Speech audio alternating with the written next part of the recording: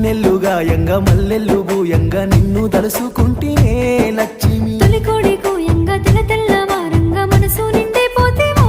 బావా ముద్దబంతివై ముగ్గులేస్తా ఉంటే ముందుకొచ్చి చూస్తేనే బొట్ల సీర గట్టి బోనమెత్తుకుంటే ఆగలేకపోతేనే